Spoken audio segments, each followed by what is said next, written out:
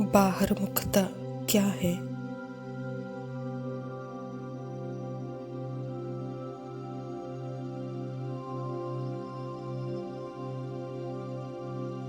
बाहर मुखता अपने संकल्पों को भी मैं समझना है।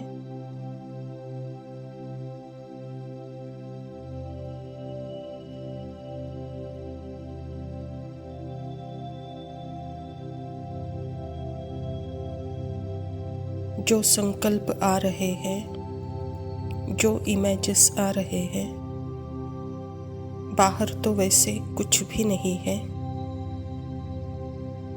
अब हमें कहाँ पता चल गया है? हमारे ही मन के अंदर के थॉट्स के द्वारा बनाई हुई इमेजेस है।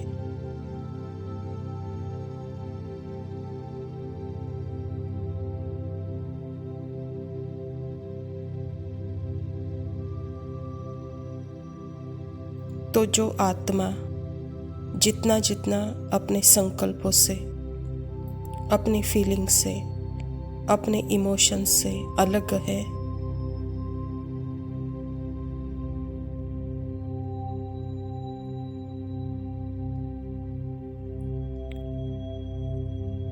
साक्षी है, उन्हें परिभाषित नहीं कर रही है चीज़ों को देख के।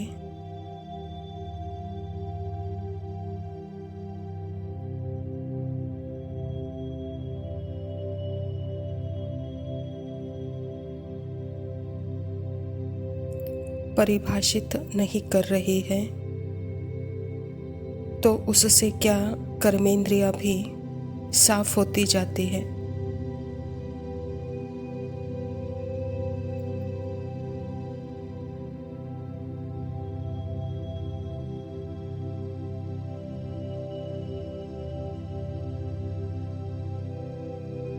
शांत होती जाती है, क्योंकि जितना जितना आत्मा बाबा के साथ रहेगी उतना वह लेबल और डिस्ट्रप्शन से भी परे है।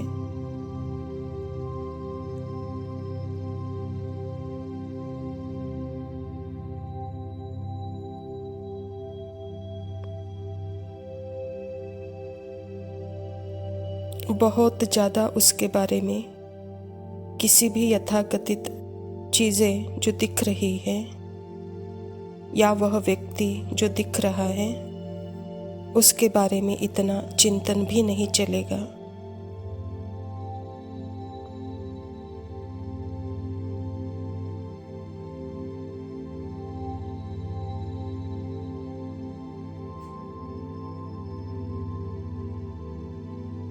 क्योंकि है कुछ नहीं, यह सब एक भ्रम है।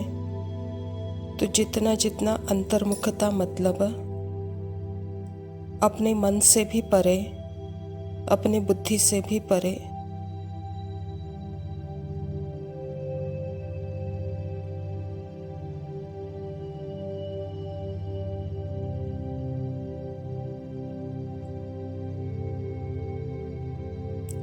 हद और बेहद दोनों से भी परे, एकदम अंतर्मुखी।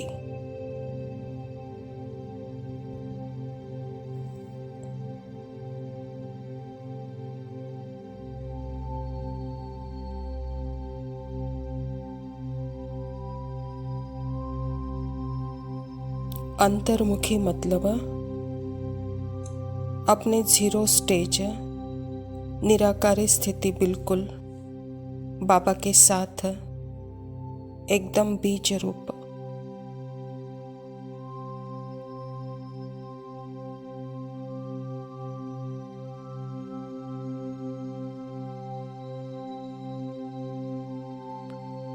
फिर वहाँ से मन भी बाहर है और दुनिया तो है ही बाहर, मन के अंदर, पर दिखती ऐसी है कि वह बाहर है पर है नहीं।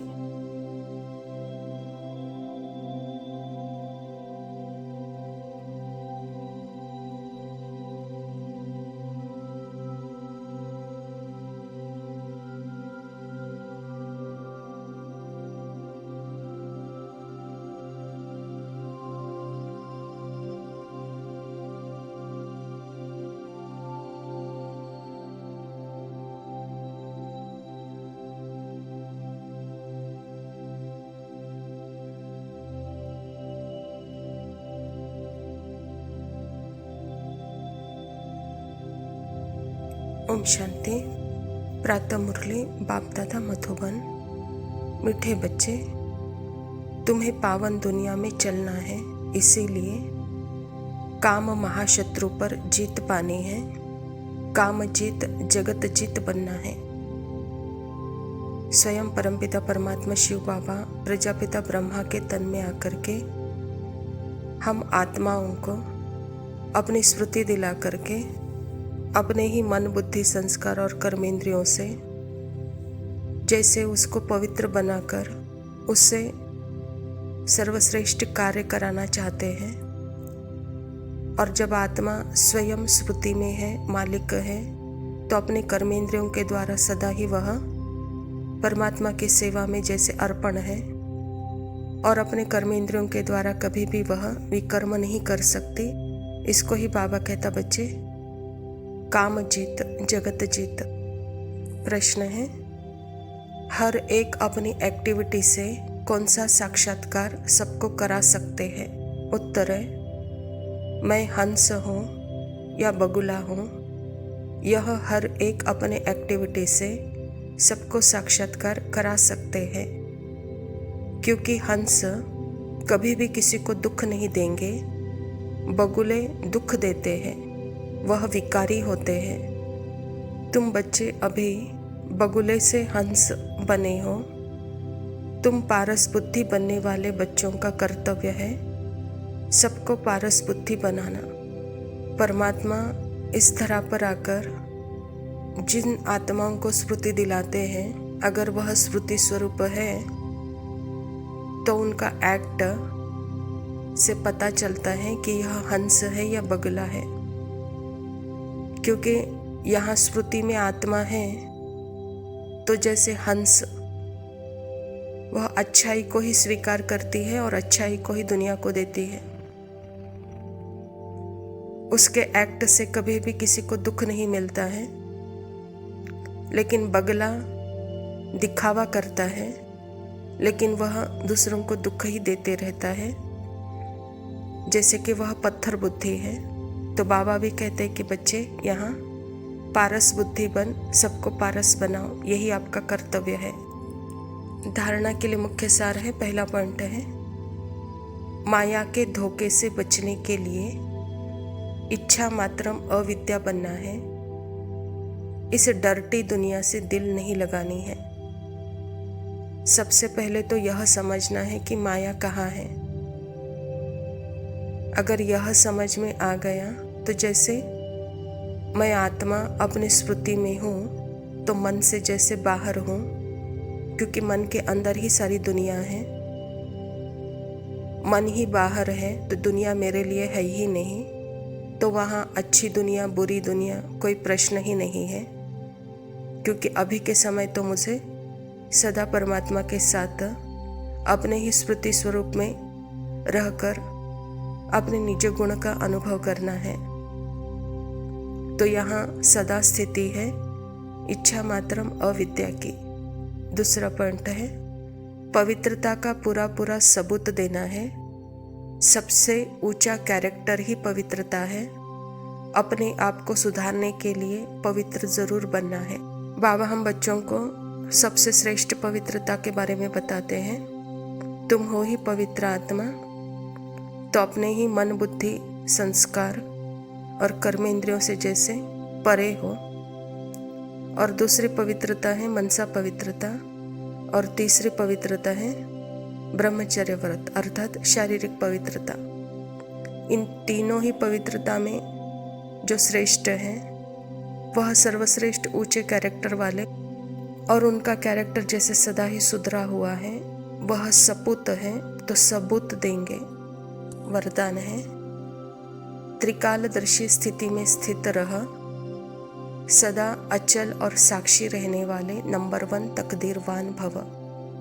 बाबा कहता, त्रिकालदर्शी स्थिति में स्थित होकर हर संकल्प हर कर्म करो, तो हर बात में देखो यह क्यों, यह क्या, यह क्वेश्चन मार्क न हो, सदा फुल स्टॉप, नथिंग न्यू।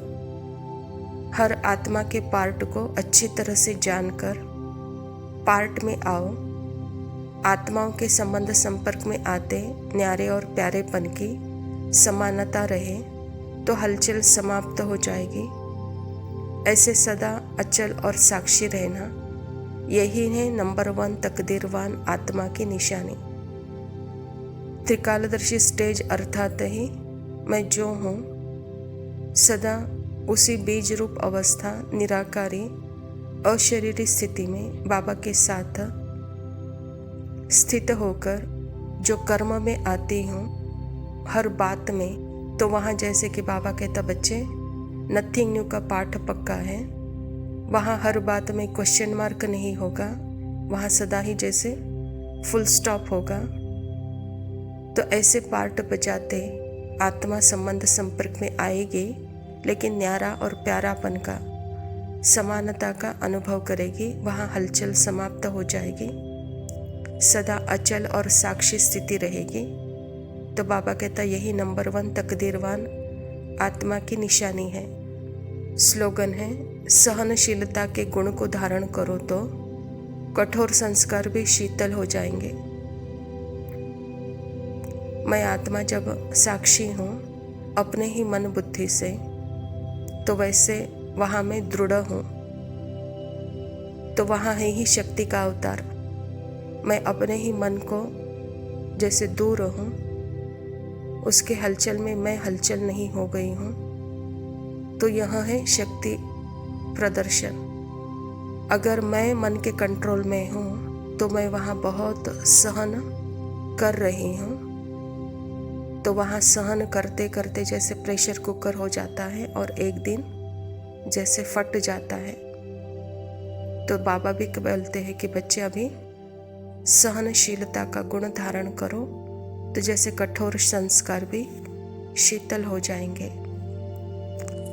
अच्छा मीठे मीठे सिकिलते बच्चों प्रति माता पिता बाप दादा का याद प्यार और गुड मॉर्निंग। रूहानी बाप की रूहानी बच्चों को नमस्ते। हम रूहानी बच्चों की रूहानी माता पिता बाप दादा को याद प्यार और नमस्ते। एक बाबा एक मुरली एक मधुबन, बाबा है परम पिता ज्योति बिंदु निराला, अंधकार हरता देता सत्य उजाला। उनकी याद से मन का हर बोझ उतर जाए, बंधन टूटे सारे और आत्मा मुस्कुराए। मुरली है अमृत धारा प्रेम से सराबो, हर शब्द में छुपा मुक्ति का ही ठहर। एक बाबा एक मुरली एक मधुबन, एक बाबा एक मुरली एक मधुबन, एक बाबा एक मुरली एक मधुबन।